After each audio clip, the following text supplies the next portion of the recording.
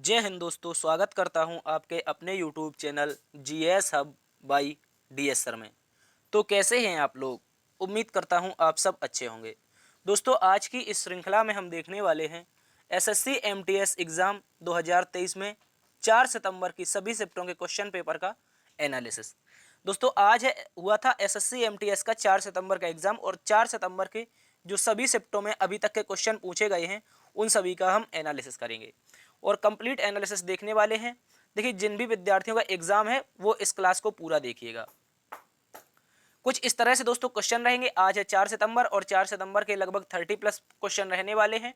ऐसे क्वेश्चन रहेंगे जैसे 2023 का साहित्य अकादमी पुरस्कार किसे दिया गया, क्रिकेट वर्ल्ड कप 2023 में कितने देशों ने भाग लिया, राष्ट्रीय जलमार्ग संख्या 2 किस नदी पर स्थित है और 37वें राष्ट्रीय खेल में मेजबानी कौन करेगा तथा अनटचेबल पुस्तक के लेखक कौन है। और भी इंपॉर्टेंट क्वेश्चन जो आपके आज एग्जाम में पूछे गए थे, उन सभी जो महत्वपूर्ण क्वेश्चन है उन सभी का आज हम अध्ययन करेंगे। तो बने रहिएगा हमारे साथ, पूरी क्लास को देखना। यदि आपका एग्जाम बाकी है तो कुछ क्वेश्चन रिपीट होने की संभावना है। चलते हैं बिना किसी देरी के आज के पहले क्वेश्चन की तरफ। आज का पहला क्वेश्चन दोस्तों पूछा गया था, भूपेन हजारिका को किस क्षेत्र के लिए भारत रत्न मिला था। अगर बात कर लें भूपेन हजारिका की तो दोस्तों याद रखेंगे ये भारत के एक क्या थे, संगीतज्ञ थे और इन्हें भारत रत्न पुरस्कार 2019 में दिया गया था। 2019 में इन्हें मरणोपरांत भारत रत्न से सम्मानित किया गया और कला के क्षेत्र में, ये याद रखना किस क्षेत्र में मिला था दोस्तों, कला के क्षेत्र में इन्हें क्या मिला था, पुरस्कार मिला था। ठीक है, इसको याद रखेंगे। जिन्हें कला एवं संगीत के क्षेत्र के योगदान के लिए वर्ष 2019 में मरणोपरांत भारत का सर्वोच्च सम्मान भारत रत्न से सम्मानित किया गया। यह भारत के एक सुप्रसिद्ध संगीतकार, गायक, गीतकार और फिल्म निर्माता थे। अगर बात कर लें भूपेन हजारिका की तो दोस्तों भूपेन हजारिका के नाम से याद रखेंगे सिंधु की सहायक नदी लोहित पर भारत का सबसे लंबा नदी ब्रिज बना हुआ है। इसको भी याद रखेंगे आप लोग। ठीक है, तो सिंधु की एक सहायक नदी है जो आपके नाम है उसका लोहित, और लोहित रिवर पर आपका भारत का सबसे लंबा नदी ब्रिज बना हुआ है जिसका नाम भूपेन हजारिका पुल रखा गया है। चलते हैं अगले क्वेश्चन की तरफ। अगला क्वेश्चन दोस्तों पूछा गया था, सुंदरवन का डेल्टा, सुंदरवन के डेल्टा में कौन से वन पाए जाते हैं। ठीक है, ये क्वेश्चन पूछा गया था। तो अगर बात कर लें सुंदरवन के डेल्टा के बारे में तो दोस्तों यहाँ पर मैंग्रोव वनस्पति पाई जाती है। क्या पाया जाता है दोस्तों, सर्वाधिक मात्रा में सुंदरवन के डेल्टा में, विश्व में सर्वाधिक आपके मैंग्रोव वन पाए जाते हैं। और याद रखेंगे, कह रहा है कि सुंदरवन विश्व का सबसे बड़े मैंग्रोव जंगलों में से एक है। यह जंगल 10,000 वर्ग किलोमीटर क्षेत्र में फैला हुआ है। कुआचे की चादर से ढका हुआ यह क्षेत्र विभिन्न प्रकार की वनस्पतियों और जीवों का प्राकृतिक आवास है। यह जैविक दृष्टि से सभी प्राकृतिक पारिस्थितिक तंत्र का सबसे अधिक उपजाऊ है। और कह रहा है दोस्तों, गंगा ब्रह्मपुत्र जो अधिकांशतः बंगाल पश्चिम बंगाल में फैला हुआ विश्व का सबसे बड़ा डेल्टा है। सुंदरबन गंगा डेल्टा में सुंदरबन गंगा डेल्टा में स्थित एक विश्व धरोहर है। यानी कि सुंदरबन जो डेल्टा है ये आपका विश्व धरोहर भी है, ये याद रखना है। क्या है, विश्व धरोहर। ठीक है, बहुत इंपॉर्टेंट क्वेश्चन है, अच्छे से याद रखेंगे। ठीक है, इसके अतिरिक्त याद रखेंगे सुंदरबन गंगा और ब्रह्मपुत्र नदियों की जो मिक्सअप है इसके तहत बना हुआ एक डेल्टा है जो आपका बंगाल की खाड़ी में मिलता है जाकर के, इसको याद रखेंगे। और दोस्तों सर्वाधिक क्या पाए जाते हैं, मैंग्रोव वन पाए जाते हैं। चलते हैं अगले क्वेश्चन की तरफ। अगला क्वेश्चन दोस्तों पूछा गया था, बाल विवाह निषेध अधिनियम 2006 कब लागू हुआ था। तो इसकी जो एग्जैक्टली डेट है वो है दोस्तों 1 नवंबर 2007। देखिए, बाल विवाह निषेध अधिनियम 2006 में आया था और इसको 1 नवंबर 2007 में लागू किया गया था। अगर बात कर लें, यह जो अधिनियम था यह 1929 के बाल विवाह निरोधक अधिनियम CMRA या फिर शारदा अधिनियम की जगह 1 नवंबर 2007 को लागू किया गया था। यानी कि इसने किसे रिप्लेस किया था, जो बाल विवाह निषेध अधिनियम है इसने किसे रिप्लेस किया था, तो आप याद रखेंगे शारदा अधिनियम को। ठीक है, शारदा अधिनियम जो कि 1929 में आया था, इसको रिप्लेस करके 2007 में क्या लगा था, आपका नया अधिनियम बनाया गया, बाल विवाह निषेध अधिनियम। ठीक है, इसको याद रखेंगे। कह रहा है इसमें जो शारदा अधिनियम था इसमें 1978 में कुछ कानूनी संशोधन किए गए जिनमें लड़कियों की शादी की उम्र 15 वर्ष से 18 वर्ष तथा लड़कों की शादी की उम्र 18 वर्ष से 21 साल कर दी गई थी। संशोधित कानून को बाल विवाह निरोधक अधिनियम 1929 के रूप में जाना जाता है। यानी कि जो 1929 का अधिनियम था इसी का नाम बदल करके 2006 में क्या कर दिया था, जो आपकी लोकसभा राज्यसभा थी यानी कि संसद थी, इसने बाल विवाह निषेध अधिनियम 2006 कर दिया था और इसको 1 नवंबर 2007 से लागू कर दिया। इसको आप लोग अच्छे से याद रखेंगे। चलते हैं अगले क्वेश्चन की तरफ। अगला क्वेश्चन दोस्तों पूछा गया था, मौलिक कर्तव्य किस अनुच्छेद से संबंधित है। तो अगर बात कर लेते हैं मौलिक कर्तव्यों के बारे में दोस्तों, ये हैं आपके अनुच्छेद 51A से संबंधित।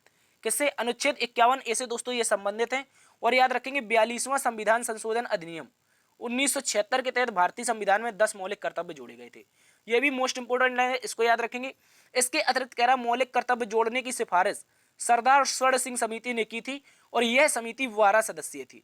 यानी कि जो सरदार स्वर्ण सिंह समिति थी इसके हेड सरदार स्वर्ण सिंह थे, जबकि यह 12 लोगों का एक समूह था, इसको याद रखेंगे। इसके अतिरिक्त कह रहा है कि मौलिक कर्तव्य तत्कालीन यूएसएसआर रूस के संविधान से लिए गए थे। वर्तमान में कुल 11 मौलिक कर्तव्य भारतीय संविधान में शामिल हैं और 11वां जो मौलिक कर्तव्य है दोस्तों 86वां संविधान संशोधन अधिनियम 2001 के तहत भारतीय संविधान में अनुच्छेद 21A में शामिल किया गया है। यह भी आप लोग अच्छे से याद रखेंगे। चलते हैं अगले क्वेश्चन की तरफ। अगला क्वेश्चन दोस्तों पूछा गया था नेशनल वाटरवे यानी कि राष्ट्रीय राजमार्ग संख्या 2 किस नदी से संबंधित है। तो याद रखेंगे जो राष्ट्रीय राजमार्ग जल संख्या 2 है आपकी, ये आपकी ब्रह्मपुत्र नदी पर स्थित है। कहां पर? ब्रह्मपुत्र नदी पर स्थित है, इसको याद रखेंगे। अगर बात कर ली जाए बांग्लादेश की सीमा से सादिया के बीच, ठीक है, बांग्लादेश की सीमा में एक स्थान है जिसका नाम डुबरी तथा सादिया के बीच 891 किलोमीटर की लंबाई के बीच ब्रह्मपुत्र नदी को राष्ट्रीय राजमार्ग जल संख्या 2 के रूप में घोषित किया गया था और इसे 1988 में राष्ट्रीय राजमार्ग 2 घोषित किया गया है। ये भी आप लोग अच्छे से याद रखेंगे। कह रहा है राष्ट्रीय राजमार्ग 2 ब्रह्मपुत्र नदी का एक खंड है जिसकी लंबाई असम में धुबरी से सादिया के पास बांग्लादेश की सीमा पर 891 किलोमीटर है। इसके अतिरिक्त क्वेश्चन ये भी पूछा जा सकता है कि राष्ट्रीय राजमार्ग, सॉरी यहाँ पर राजमार्ग है, यहाँ पर जलमार्ग होना चाहिए। क्या होना चाहिए दोस्तों? जलमार्ग, ठीक है, मिस टाइपिंग हो चुकी है, यहाँ पर जलमार्ग है। राष्ट्रीय जलमार्ग जो आपका एक है, जो राष्ट्रीय जलमार्ग एक है, इसको आप लोग अच्छे से याद रखेंगे। ये आपका हल्दिया सागर जो कि पश्चिम बंगाल में है, इससे इलाहाबाद के बीच 1620 किलोमीटर की लेंथ के बीच गंगा भागीरथी और हुगली नदी की प्रणालियों में 1986 में राष्ट्रीय राजमार्ग घोषित किया, सॉरी राष्ट्रीय जलमार्ग घोषित किया गया था। यानी कि कहने का मतलब है जो आपका राष्ट्रीय जलमार्ग संख्या 1 है इसे 1986 में पहली बार घोषित किया गया था। कब? 1986 में। जबकि जो आपका दूसरा था ये 1988 में घोषित किया गया था। इसको भी आप लोग अच्छे से याद रखेंगे। इसका जो दोस्तों राइट आंसर हो जाएगा वो ब्रह्मपुत्र नदी हो जाएगा जिसमें आपका नेशनल वाटरवे 2 स्थित है। चलते हैं अगले क्वेश्चन की तरफ। अगला क्वेश्चन दोस्तों कह रहा है 37वें राष्ट्रीय खेलों की मेजबानी कौन सा राज्य करेगा। तो दोस्तों 37वां राष्ट्रीय खेल जो आपका अक्टूबर 2023 में आयोजित किया जाएगा, इसकी मेजबानी गोवा के द्वारा की जाएगी। किसके द्वारा? गोवा के द्वारा। अक्टूबर 2023 में इसका आयोजन होगा और 37वें राष्ट्रीय खेल के लिए मोगा नामक शुभंकर रखा गया है। क्या नाम है? याद रखेंगे। 37वां जो राष्ट्रीय खेल है इसका शुभंकर आपका मोगा हो जाएगा। इसका अनावरण हाल ही में गोवा के मुख्यमंत्री डॉक्टर प्रमोद सावंत के द्वारा किया गया है। याद रखेंगे शुभंकर भारतीय बाइसन का प्रतिनिधित्व करता है। मोगा शब्द कोंकणी भाषा से लिया गया है जिसका अर्थ प्रेम होता है। लॉन्च इवेंट के दौरान राष्ट्रीय खेल की जर्सी का भी अनावरण किया गया है। इसको आप लोग अच्छे से याद रखेंगे। देखिए जब मोगा शुभंकर का शुभारंभ हुआ तभी राष्ट्रीय खेलों की जो जर्सी थी इसका भी शुभारंभ हुआ और गोवा में इसका आयोजन होगा। गोवा के जो मुख्यमंत्री है दोस्तों वो प्रमोद सावंत है। ये भी आप लोग अच्छे से याद रखेंगे। चलते हैं अगले क्वेश्चन की तरफ। अगला क्वेश्चन दोस्तों पूछा गया था आईसीसी क्रिकेट वर्ल्ड कप 2022 में कितने देश भाग लेंगे। ये क्वेश्चन पूछा गया था। तो याद रखेंगे इसमें टोटल 10 देश भाग लेंगे। कितने देश? 10 देश। याद रखेंगे इसमें कौन कौन से देश होंगे दोस्तों? आपका वेस्ट इंडीज शामिल नहीं होगा। ऑप्शन में आपको दिया गया होगा यदि वेस्ट इंडीज, क्या वेस्ट इंडीज, तो वेस्ट इंडीज इसमें शामिल नहीं होगा क्योंकि इसने क्वालिफाई नहीं कर पाया है। ठीक है, इसके स्थान पर अफगानिस्तान ने क्वालिफाई किया है। किसने? अफगानिस्तान ने। ठीक है, इसको याद रखेंगे। जो टॉप 8 टीमें वो शामिल होंगी। इसके अतिरिक्त क्वालिफायर की 2 टीमें शामिल की जाएंगी। यानी 8 टीमों में आपका कौन हो जाएगा? भारत हो जाएगा, उसके अतिरिक्त पाकिस्तान हो जाएगा, इसके अतिरिक्त दोस्तों ऑस्ट्रेलिया हो जाएगा, फिर न्यूजीलैंड हो जाएगा, इसके अलावा इंग्लैंड हो जाएगा। ठीक है, इसको याद रखेंगे। इसके अतिरिक्त आपका साउथ अफ्रीका हो जाएगा। ठीक है, इसको याद रखेंगे। और 2 और टीमें हैं जिनमें से आपकी बांग्लादेश हो जाएगी। कौन सी? बांग्लादेश। और तीसरी दोस्तों आपकी श्रीलंका। ठीक है, इसको याद रखेंगे। तो ये टीमें 8 रहेंगी जबकि 2 टीमें कौन होगी? क्वालिफायर होंगी। इनको भी याद रखना है। देखिए कह रहा है कि आईसीसी क्रिकेट विश्व कप 2023 की मेजबानी भारत के द्वारा की जाएगी। 50 ओवर के प्रारूप का पहली बार विश्व कप की शुरुआत इंग्लैंड में की गई थी। इस दौरान इसे प्रेसिडेंशियल कप के नाम से जाना जाता था। पहली बार 50 ओवर के प्रारूप विश्व कप का खिताब वेस्ट इंडीज ने जीता था। यह भी याद रखेंगे। इसके अतिरिक्त भारत ने अपना पहला विश्व कप खिताब कपिल देव की कप्तानी में वर्ष 1983 में जीता था। यह भी इंपॉर्टेंट क्वेश्चन है जो आपके एग्जाम में आने वाले दिनों में पूछे जा सकते हैं। चलते हैं अगले क्वेश्चन की तरफ। अगला क्वेश्चन दोस्तों पूछा गया था गेटो सोरो किस राज्य से संबंधित है। अगर बात कर लें गेटो सोरो के बारे में तो दोस्तों गेटो सोरो कौन है? ये आपके अरुणाचल प्रदेश से संबंधित एक सुप्रसिद्ध युवा बैडमिंटन खिलाड़ी है। यानी कि कह सकते हैं क्या है? बैडमिंटन से संबंधित एक खिलाड़ी है। ठीक है, ये आप लोग अच्छे से याद रखेंगे। और गेटो सोरो की बात की जाए तो अरुणाचल प्रदेश के 7 वर्षीय गेटो सोरो ने 9 वर्ष से भी कम आयु की उम्र में top arena junior international badminton championship का खिताब जीता है। उन्होंने 23 दिसंबर 2022 को कुआलालंपुर में मलेशिया में खेले गए फाइनल में मलेशियाई जेरल तेह को हराकर विश्व चैंपियनशिप का खिताब जीता है। यानी कि मात्र 7 वर्ष का बच्चा है जिसे आज हम पढ़ रहे हैं दोस्तों। ये भारत का आने वाला सुपरस्टार होगा बैडमिंटन का। इसने अभी हाल ही में जूनियर जो इंटरनेशनल बैडमिंटन चैंपियनशिप हुई थी 2022 में लास्ट में दिसंबर माह में, तो उसमें इसने खिताब जीता था। अगर बात करें इसके चित्र की तो यहाँ पर इसके बारे में दिया गया है। ये बच्चा भारत का आने वाला सुपरस्टार होने वाला है, जिसके बारे में आज हम जान रहे हैं। ठीक है, इसकी उम्र दोस्तों मात्र 7 वर्ष है। कितनी है? मात्र 7 वर्ष है, इसको याद रखेंगे। और ये अरुणाचल प्रदेश का बैडमिंटन प्राइडी जो इसने गेटो सोरो नाम का खिलाड़ी है, इसने 3 गोल्ड जीत चुका है ये अपने पायलट पेन कप में। ठीक है, इसको भी याद रखेंगे। चलते हैं अगले क्वेश्चन की तरफ। अगला क्वेश्चन दोस्तों पूछा गया था पनामा नहर किन किन को जोड़ती है। तो पनामा नहर के बारे में बात की जाए तो इसमें दोस्तों दो आपकी एक तो जल संधि है, सॉरी एक आपकी जल संधि है जो पनामा नहर जोड़ती है, जिसमें अटलांटिक महासागर, कौन? अटलांटिक महासागर, और दूसरा प्रशांत महासागर हो जाता है। ठीक है, इसको याद रखेंगे। इसके अतिरिक्त एक आपकी क्या है? स्थल मध्य, यानी कि स्थल डमरू मध्य जी याद रखेंगे। पनामा नहर विश्व की एक सुप्रसिद्ध नहर है जो उत्तरी अमेरिका महाद्वीप को दक्षिणी अमेरिका महाद्वीप से पृथक करती है। ये भी आप लोग अच्छे से याद रखेंगे। ठीक है, जो उत्तरी अमेरिका महाद्वीप कुछ इस तरह से दिखने वाला महाद्वीप है ये वाला, इसको दक्षिणी अमेरिका महाद्वीप से, ठीक है याद रखेंगे, दक्षिणी अमेरिका महाद्वीप से अलग करती है आपकी पनामा नहर। और इस साइड आपका अटलांटिक महासागर है, जबकि इस साइड आपका प्रशांत महासागर है। इन दोनों को जोड़ती है, ये याद रखना है। इसके अतिरिक्त एक क्वेश्चन और पूछा जा सकता है बेरिंग जल संधि से। किससे? बेरिंग जल संधि से। अगर बात कर ली जाए बेरिंग जल संधि की तो यह जल संधि आर्कटिक महासागर को प्रशांत महासागर से जोड़ती है। तो ये बेरिंग जल संधि कुछ इस तरह से स्थित है। यहाँ पर आपका एशिया महाद्वीप है, ये उत्तरी अमेरिका महाद्वीप है। ऊपर आपका दोस्तों हो जाएगा आर्कटिक महासागर। क्या हो जाएगा? आर्कटिक महासागर। और ये जल संधि जो है नीचे प्रशांत महासागर और आर्कटिक महासागर को एक दूसरे से जोड़ती है। कह रहा है दोस्तों आर्कटिक महासागर को प्रशांत महासागर से जोड़ने वाली जल संधि आपकी बेरिंग जल संधि है जो इस स्थान पर है। ठीक है, जबकि पनामा नहर इस स्थान पर है। ठीक है, और याद रखेंगे एशिया महाद्वीप को उत्तरी अमेरिका महाद्वीप से पृथक करती है। ये भी आप लोग अच्छे से याद रखेंगे। ठीक है, तो इंपॉर्टेंट क्वेश्चन है, इनको आप लोगों को याद रखना है, आने वाले दिनों में एग्जाम में पूछे जाएंगे। चलते हैं अगले क्वेश्चन की तरफ। अगला क्वेश्चन दोस्तों पूछा गया था कि आईसीएआर का वर्तमान में महानिदेशक कौन है। अगर बात कर लेते हैं आईसीएआर के बारे में, यानी कि Indian council of agriculture research के बारे में, तो दोस्तों ये इसके जो हेड बने हैं ये हिमांशु पाठक बने हैं।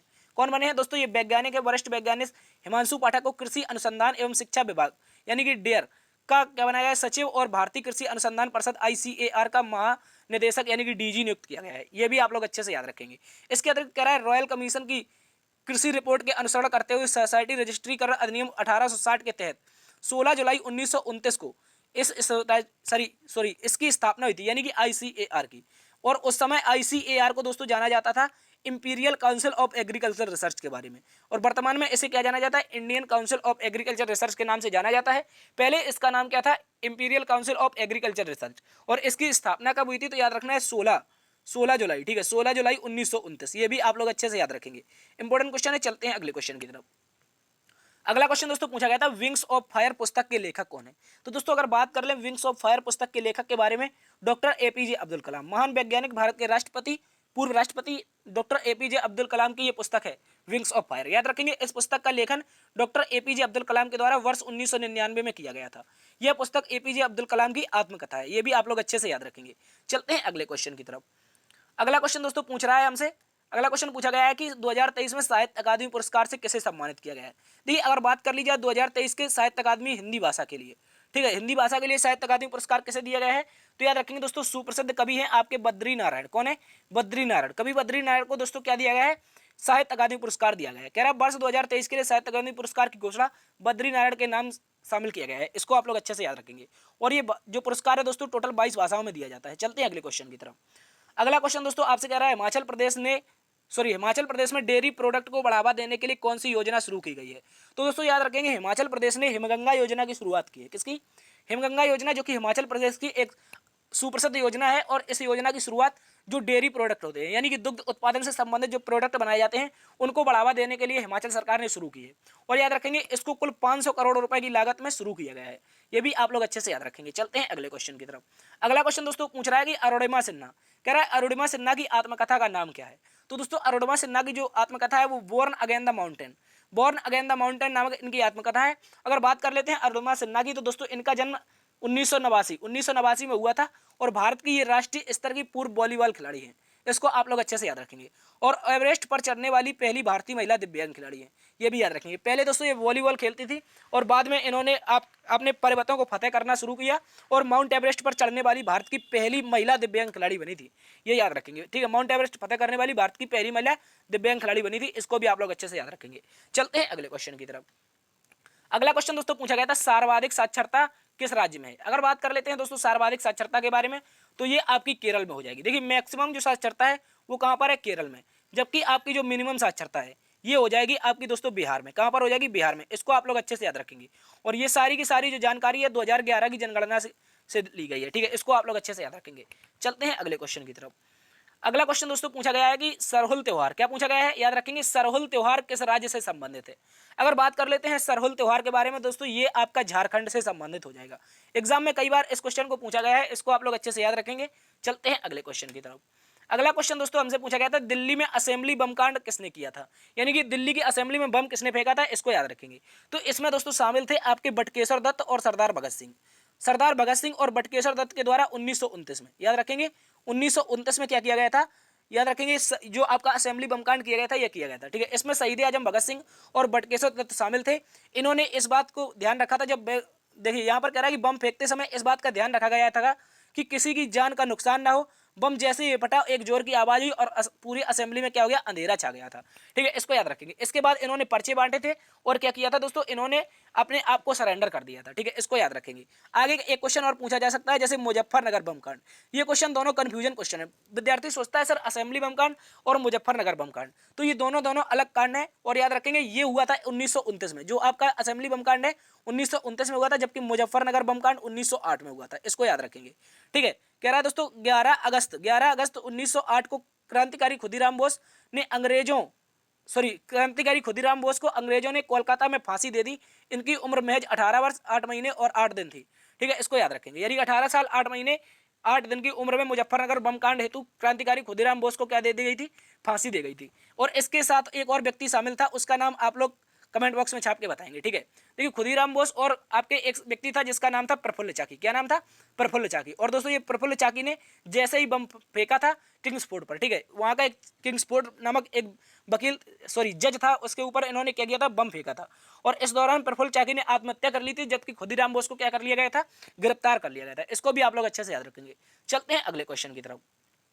अगला क्वेश्चन दोस्तों पूछा गया था कि अब अफगानिस्तान की आधिकारिक भाषा क्या है। क्या पूछा गया था, अफगानिस्तान की आधिकारिक भाषा। तो दोस्तों ये दारी और पाश्तो अफगानिस्तान की क्या है, ऑफिशियल लैंग्वेज है, ठीक है। इसको भी आप लोग अच्छे से याद रखेंगे, दारी और पाश्तो। चलते हैं अगले क्वेश्चन की तरफ। अगला क्वेश्चन दोस्तों पूछा गया था भारत में सूक्ष्म वित्त संस्था का आयाम क्या है।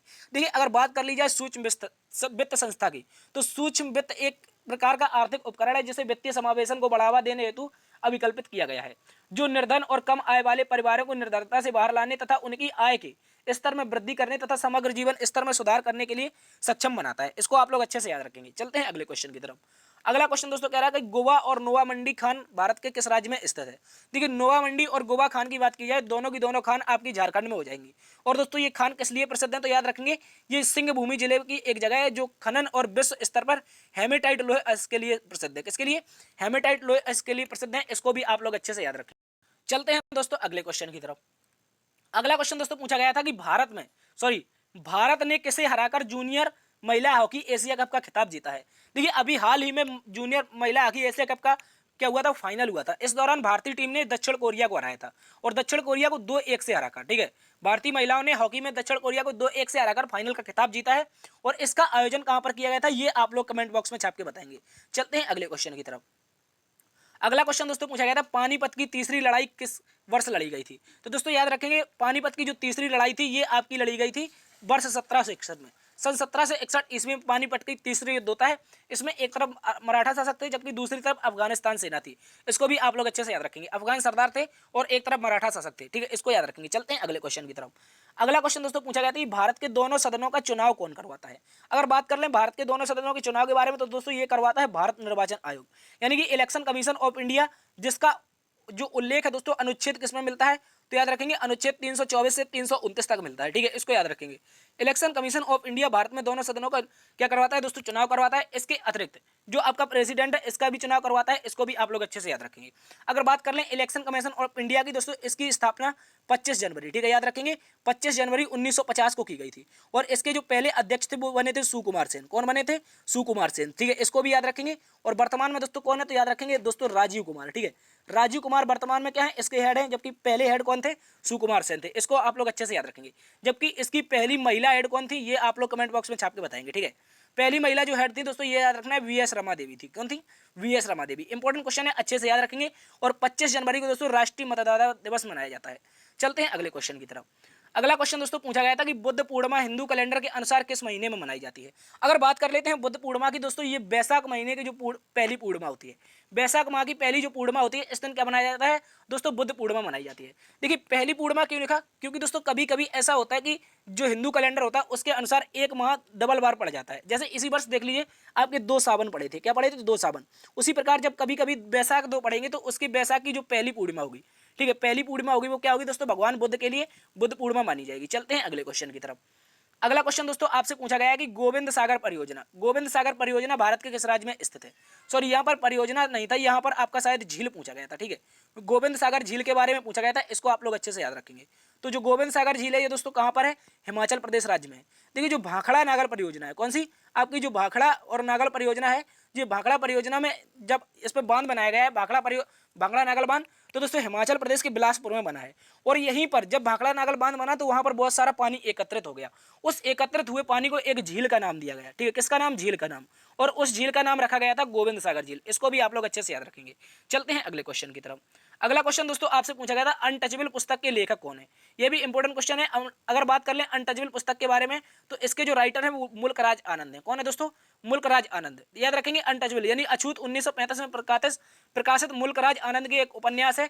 इस उपन्यास में आनंद को भारत के प्रमुख अंग्रेजी लेखकों में से एक रूप में स्थापित किया था। यानी कि ये उपन्यास आपका अंग्रेजी का उपन्यास का था, किसका था, याद रखेंगे अंग्रेजी का उपन्यास था। और इन्होंने छुआछूत से संबंधित इस पुस्तक की रचना की थी, इसको याद रखेंगे। और 1935 में क्या किया गया था, इसका विमोचन यानी कि इसका क्या हुआ था, प्रकाशन हुआ था। चलते हैं अगले क्वेश्चन की तरफ। अगला क्वेश्चन दोस्तों पूछा गया था 2022 में पद्मश्री पुरस्कार कुचिपुड़ी नृत्य के लिए किसे दिया गया। तो ये भी एक इंपॉर्टेंट क्वेश्चन है, इसको याद रखेंगे, पद्मजा रेड्डी। पद्मजा रेड्डी जो कि कुचिपुड़ी की एक प्रसिद्ध नृत्यांगना है, और इनको 2022 में क्या मिला दोस्तों, पद्मश्री मिला था। जो कि कुचिपुड़ी की बात कर ले कहाँ पर होता है दोस्तों, ये आंध्र प्रदेश में होता है। कहाँ पर होता है दोस्तों, आंध्र प्रदेश में। आंध्र प्रदेश के कृष्णा नामक जिला है, आंध्र प्रदेश में कृष्णा नामक जिला है। और इसी कृष्णा जिले में आपका गांव है कुचिपुड़ी, यहीं पर इसका उद्गम होता है कुचिपुड़ी नृत्य का। इसको आप लोग अच्छे से याद रखेंगे, भारत का एक क्लासिकल डांस है। चलते हैं अगले क्वेश्चन की तरफ। अगला क्वेश्चन दोस्तों आपसे कह रहा है शंभू महाराज का संबंध कथक के किस घराने से था। अगर बात कर लेते हैं शंभू महाराज के बारे में तो इसका जो घराना हो जाएगा इनका, वो हो जाएगा लखनऊ घराना। कौन हो जाएगा दोस्तों, लखनऊ घराना। इंपॉर्टेंट है, इसको भी याद रखेंगे। चलते हैं अगले क्वेश्चन की तरफ। अगला क्वेश्चन दोस्तों पूछा गया कि पंडित रविशंकर कौन से वाद्य यंत्र बजाते थे। तो दोस्तों बात करें पंडित रविशंकर के बारे में, वर्ष 1999 में दोस्तों इन्हें क्या मिला है, तो याद रखेंगे वर्ष 1999 में इन्हें मिला था भारत रत्न, जो कि भारत का सर्वोच्च सम्मान है, ठीक है। इसको याद रखेंगे, भारत रत्न से सम्मानित किया गया था पंडित रविशंकर को। और दोस्तों ये क्या थे, सितार वादक थे। इंपॉर्टेंट क्वेश्चन है, अच्छे से याद रखेंगे। चलते हैं अगले क्वेश्चन की तरफ। अगला क्वेश्चन दोस्तों पूछा गया था कि बिरसा मुंडा अंतरराष्ट्रीय हॉकी स्टेडियम किस राज्य में स्थित है। तो बात करें भगवान बिरसा मुंडा के नाम पर उड़ीसा के द्वारा एक हॉकी स्टेडियम का निर्माण कराया गया है, जो कि आपका राउरकेला में स्थित है। कहां पर, राउरकेला में। और अभी हाल ही में जो 15वां हॉकी विश्व कप हुआ था, ये आपका भारत में हुआ था। और इसका आयोजन इसी बिरसा मुंडा हॉकी स्टेडियम में किया गया था। चलते हैं अगले क्वेश्चन की तरफ। अगला क्वेश्चन दोस्तों आपसे पूछ रहा था कि वित्तीय वर्ष का समय काल क्या होता है। देखिए अगर बात कर लें वित्तीय वर्ष के समय काल के बारे में, यानी कि time period of financial year क्या होता है, 1 अप्रैल से 31 मार्च, ठीक है। इंपॉर्टेंट है, इसको भी याद रखेंगे। Time period of financial year 1 अप्रैल से 31 मार्च होता है। चलते हैं अगले क्वेश्चन की तरफ। अगला क्वेश्चन दोस्तों आपसे पूछा गया कि अरब सागर किस महासागर का हिस्सा है। ऐसा क्वेश्चन आया था, तो याद रखेंगे अरब सागर हो जाएगा दोस्तों हिंद महासागर का हिस्सा। किसका, हिंद महासागर का हिस्सा। कुछ इस तरह से भारत का शेप है नीचे का। इधर है दोस्तों बंगाल की खाड़ी, क्या है, यहाँ पर बंगाल की खाड़ी है, ये भी आपकी हिंद महासागर का हिस्सा है, ठीक है। नीचे क्या है, याद रखेंगे, नीचे आपका हिंद महासागर है। क्या है दोस्तों, हिंद महासागर। इसको याद रखेंगे। इसके अतिरिक्त नीचे इस साइड में जो उत्तर पश्चिमी एरिया है, इस साइड में क्या है दोस्तों, ये याद रखेंगे, ये आपका अरब सागर है, ठीक है। और अरब सागर किसका हिस्सा है, तो बताना है हिंद महासागर का। इंपॉर्टेंट क्वेश्चन है, अच्छे से याद रखेंगे, ठीक है।